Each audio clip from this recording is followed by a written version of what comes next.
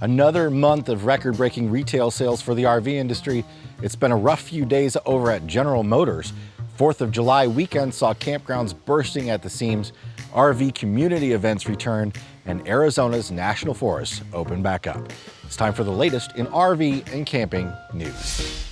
I'm Jason Epperson, and welcome to the RV Miles News Roundup, where we provide you with all the latest news and information about RVs, camping, and road trip travel. U.S. oil broke $76.98 a barrel on Tuesday, its highest level in 6 years, as OPEC, Russia, and their allies again failed to agree on a production increase.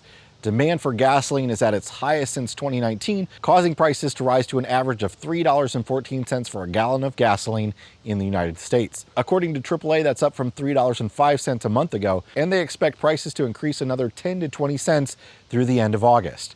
OPEC is keeping production low, and Russia and the United States are trying to mediate a deal to raise output. Experts say price wars are almost always short-lived, and that OPEC members generally agree that production should increase. But in the meantime, consumers lose out. For the 12th month in a row, the RV industry has set a retail sales record for that respective month. According to Statistical Surveys, Inc., 65,303 new RVs were registered in North America in May of 2021, breaking the previous May record of about 3,000 fewer set in 2018. When will sales let up? We'll check out our video on the predicted used RV glut for some detailed thoughts. It's been a rough few days for General Motors as two major recalls have been announced for GMC and Chevy trucks.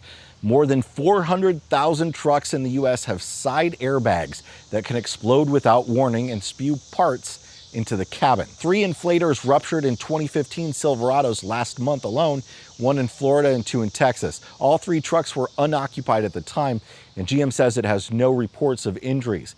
A manufacturing defect allowed moisture into the inflator while it was being manufactured, causing corrosion. The recall covers certain 2015 and 2016 Chevrolet and GMC Sierra 1500, 2500, and 3500 trucks. Dealers will replace both side airbag modules, but they have a limited number of parts right now. About 9,000 of the trucks were recalled last year for the same problem. Separately, about 330,000 Silverado and Sierra heavy-duty diesels are being recalled due to an electrical short circuit that can occur in the engine block heater cable or cords, increasing the risk of a fire.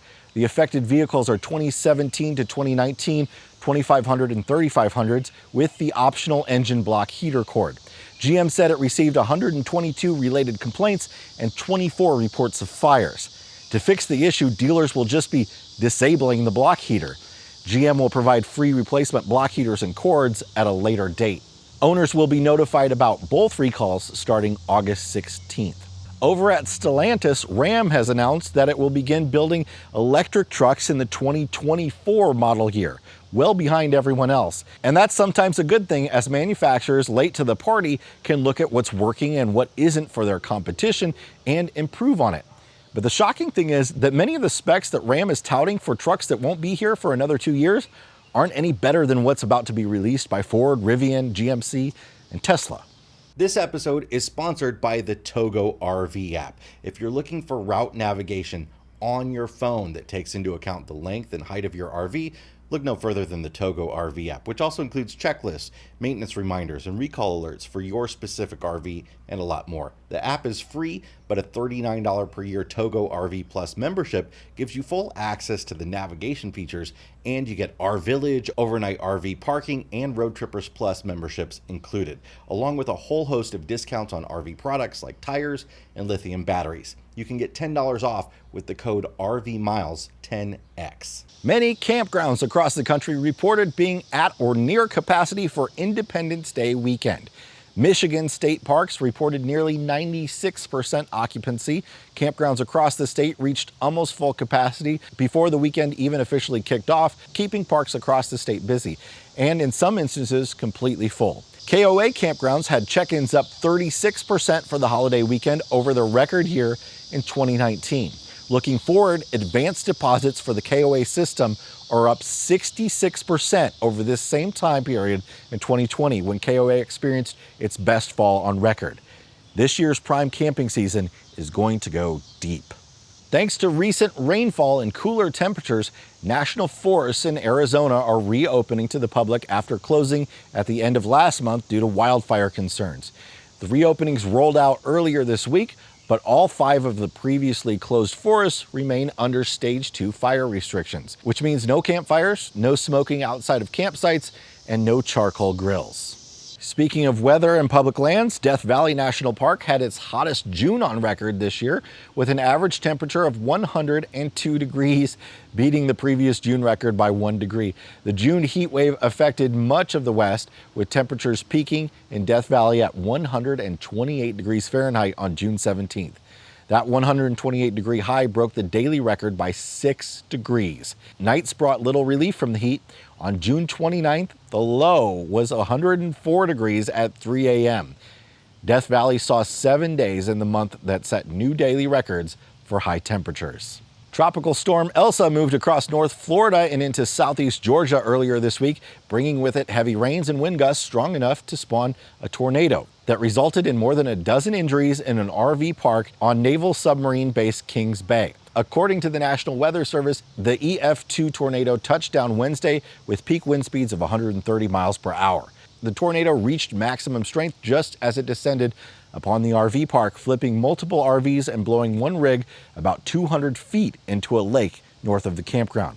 The tornado was on the ground for a total of 4 minutes. Overall, 17 people were injured. Thankfully, none of the injuries were life-threatening.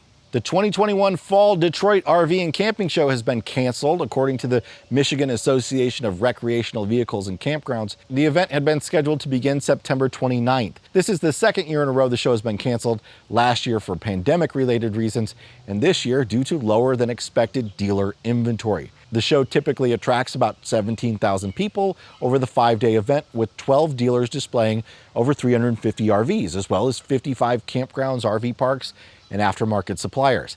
It's a story we've been hearing over and over this year, with low inventories and high demand making RV shows financially obsolete for dealers, at least temporarily. But on the other hand, in-person RV community events are back.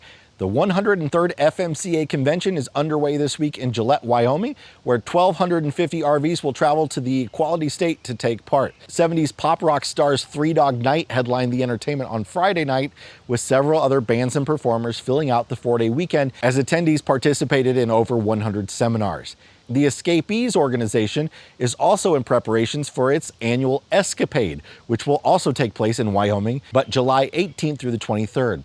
You can read my previews of both events over at rvbusiness.com, which we'll link to in the description. That's it for this week's news. Make sure to like, share, and subscribe, and check out last week's news video if you missed it, or this video that YouTube picked for you.